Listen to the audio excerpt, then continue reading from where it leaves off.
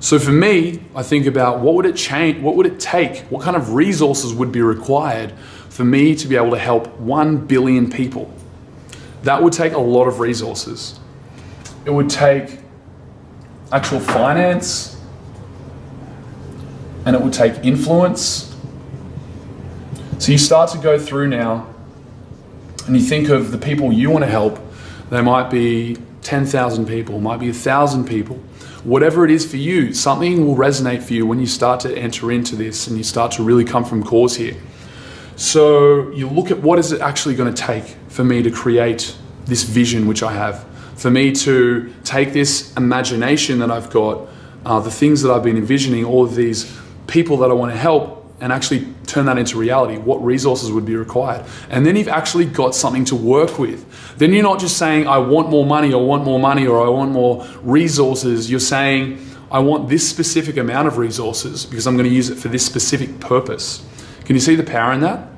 There's actually a purpose behind it. And the clearer you get with that purpose, the more space you're creating for those resources to show up. So you do this for the whole entirety of your life. You look at the different aspects of your life. So if you were going to be the kind of person who, for example, was doing seminars and constantly traveling and speaking, what would your airfares be? What would your accommodation costs be? What would the amount be that you'd have to spend on maintaining your family home back in your hometown and feeding your family and providing for your family? This would be expensive. That would be an expensive lifestyle. Or let's say you're running a multidisciplinary wellness center and you've got 50, that might be a bit too big of a number for you to think about right now. Let's say you've got 20 employees there or 20 other practitioners working there in whatever capacity. You would have to maintain that wellness center, whether you're paying off a mortgage or you've got a lease or you buy the place outright, that costs money. You've got electricity bills. You've got insurance costs, you've got registration costs, you've got actual inputs for that center. So many different expenses involved in running something that is changing a lot of lives. So you need to actually think of the specific quantity and do this for your entire vision.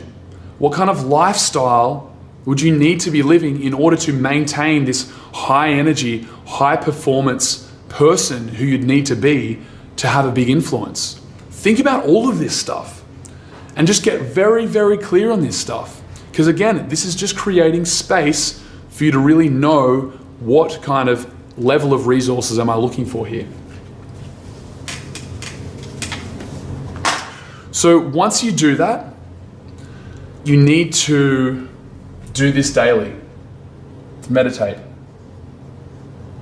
And this is where it's different from just thinking a thought. Meditation describes a practice in which you go very, very deep. So you're not just thinking in this little rational frontal lobe part of your brain, you're entering into your mind, you're going into your subconscious, you're repeating these images and these phrases and these senses in your imagination over and over and over again, and you're doing it every morning, minimum. Preferably every morning and night, because your subconscious mind is most open to you programming it just when you wake up and just before you go to sleep, because sleep is the time when the subconscious fully comes into its own. So you meditate on your vision, on your cause. You fixate yourself on this cause so passionately, and you create these images and these senses and these sounds and smells, and you really allow yourself to feel what it would feel like to be that person who's having that level of impact on the world. As a wellness practitioner, as a thought leader, as an educator, you allow yourself to fully enter into that experience.